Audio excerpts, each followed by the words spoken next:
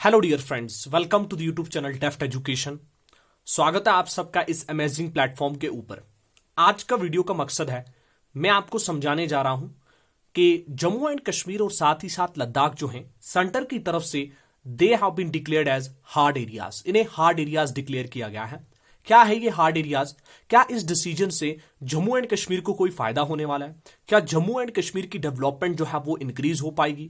Development rate जो है वो इंक्रीज हो पाएगी, या जो आधे अधूरे काम है वो पूरे हो पाएंगे, या इससे जम्मू एंड कश्मीर को कोई नुकसान होने वाला है? या हम यही देखेंगे।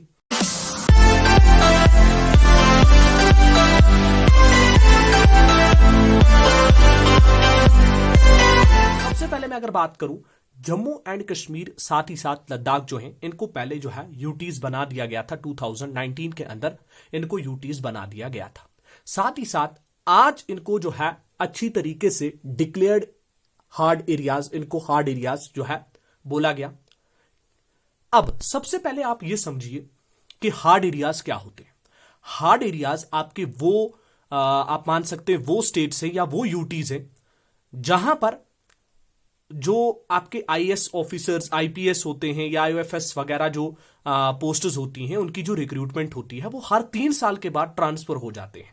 यानी कि 3 साल के बाद जो है वहां पर किसी और फॉर एग्जांपल किसी और स्टेट से उठा के जो है वहां पर भेजा जाता है। उस we can say that recruitment के लिए, उस पोस्ट के लिए हम क्या करते हैं। फॉर एग्जांपल अगर हमें यूटी ऑफ दिल्ली के अंदर कोई आईएएस ऑफिसर है तो 3 साल के बाद उसे हम चेंज करके अरुणाचल में भेज देंगे। अरुणाचल से हम 3 साल के बाद कोई यहां दिल्ली में लाएंगे। तो इस तरीके से होता है। इनको हम हार्ड एरियाज कहते हैं, जहां पर क्या होगा कि एक आईएएस ऑफिसर जो है हर 3 साल के बाद, 2 साल के बाद उसकी ट्रांसफर हो जाती है। वो एक एरिया के अंदर नहीं रह सकता। ठीक है, यहां पर आप देखिए ऐसे कौन कौन से एरियाज हैं। इनके अंदर आपका सबसे पहले अरुणाचल प्रदेश आता है, गोवा आता है, मिजोरम आता है। ये 3 स्टेट्स हैं।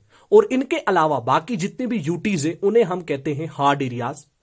उनको जो है हार्ड एरियाज कहा जाता है। ठीक है, अब क्या होगा कि हमें पता है जब आर्टिकल 370 को जो है लिया गया था, उसके बाद जम्मू कश्मीर एंड लद्दाख भी यूटी जो है वो डिक्लेयर हुई थी, यूटी मानी गई थी। अब इस एजीएम यूटी में जहां पर हर 3 साल के बाद ये जो ऑफिसर्स हैं उनकी ट्रांसफर जो है वो हो जाती है। ठीक है, वो किसी और स्टेट में चले जाते हैं। अब ये जम्मू कश्मीर और क्या होगा, लद्दाख के अंदर भी होगा। यानी कि जो आईएएस ऑफिसर कश्मीर के अंदर रहा करते थे, उनकी पोस्टिंग यहां पर होती थी, ट्रांसफर्स टू अदर स्टेट्स जो है वो नहीं हुआ करती थी, अब वो होनी शुरू हो जाएगी। इसके अलावा जो सेंटर ये कह रही है दैट ये डिसीजन जो है हमने लिया है for the development of UTs के अंदर डेवलपमेंट के लिए हमने ये काम उठाया है।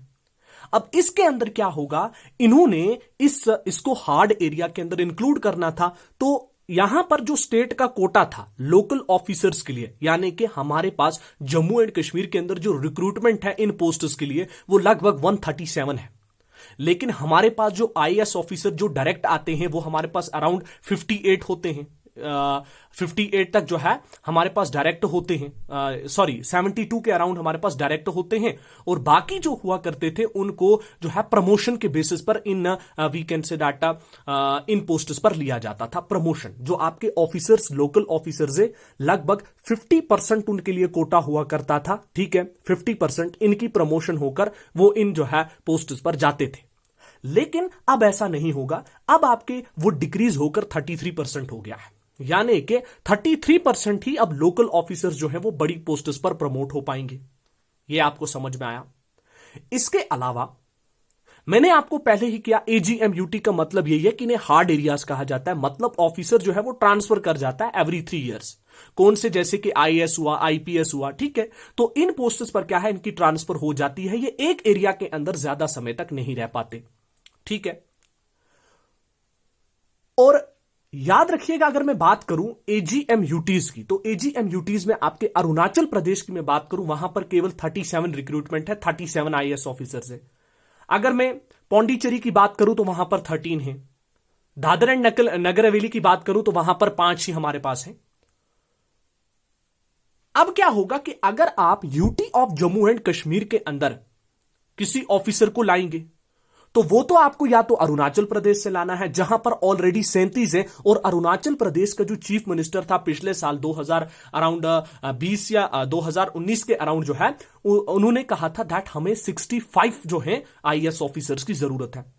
वहां पर ऑलरेडी कम है, आप वहां से लाएंगे जम्मू एंड कश्मीर में, क्या जम्मू कश्मीर से वापस आपको भी तो वहां पर भेजना पड़ेगा, बिकॉज वहां पर भी तो जो है आपको रिक्रूटमेंट होगी, जरूरत होगी पोस्ट की, तो आपको इन्हीं यूटीज में से उठा के तो उधर भी भेजना है ना।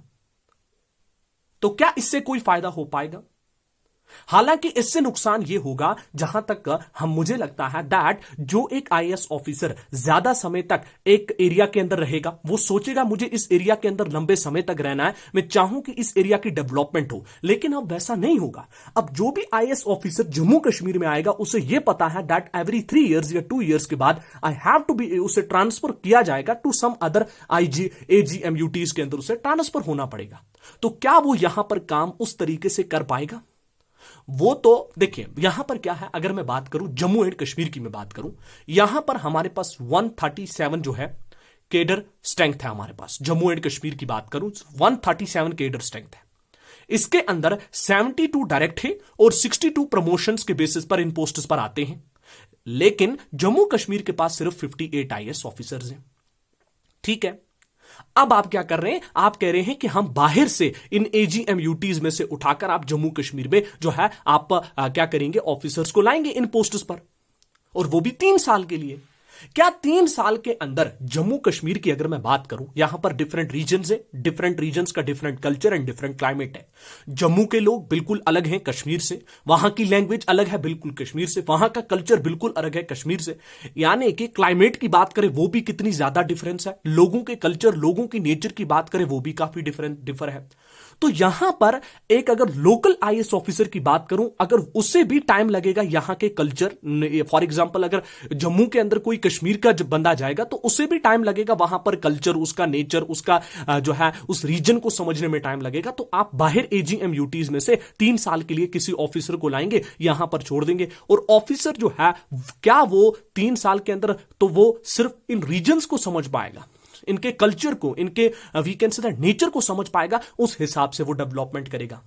तो क्या 3 साल के अंदर जो इन AGMUTs में से आप ऑफिसर्स लाएंगे इस एरिया के अंदर, तो क्या वो अच्छी तरीके से काम कर पाएंगे? क्या इससे कश्मीर के अंदर डेवलपमेंट, जम्मू कश्मीर के अंदर डेवलपमेंट होगी?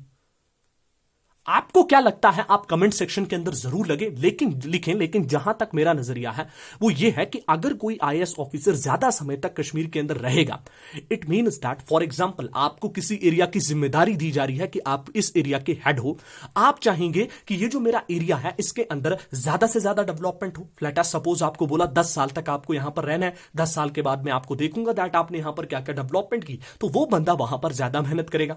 लेकिन आपने किसी बंदे को रखा कि एक दिन तक, आप एक दिन के लिए आप यहां पर बैठे, ठीक है, क्या वो एक दिन में कोई डेवलपमेंट कर पाएगा? इवन 1 साल के लिए आप किसी को किसी चीज की आप रखवाली के लिए रखें, आपको कहना है कि यहां पर आप देखभाल रखें, वो नहीं रख पाएगा अच्छी तरीके से। यहां पर तो बात है एक बड़े एरिया की, जम्मू कश्मीर की, जो एक बहुत बड़ा एरिया है, जहां पर केवल 58 आईएएस ऑफिसर है। रिक्रूटमेंट अगर मैं डायरेक्ट, अगर मैं केडर की बात करूं, केडर स्ट्रेंथ 137 है।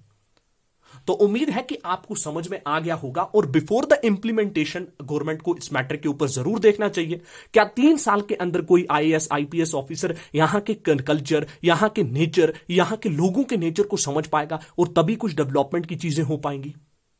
तो ये था आज का वीडियो। उम्मीद है कि आपको वीडियो पसंद आया, और अगर वीडियो पसंद आया तो ज्यादा से ज्यादा शेयर करें, ताकि लोगों को समझ में आए व्हाट दिस, ये जो सेंटर ने डिसाइड किया है, डिक्लेयर किया है जम्मू कश्मीर लद्दाख यूटीज को एज हार्ड एरियाज, इसका क्या मतलब है, ताकि लोग समझ पाए। और अगर आपको वीडियो पसंद आए तो चैनल को जरूर सब्सक्राइब करें। Thanks for watching this video.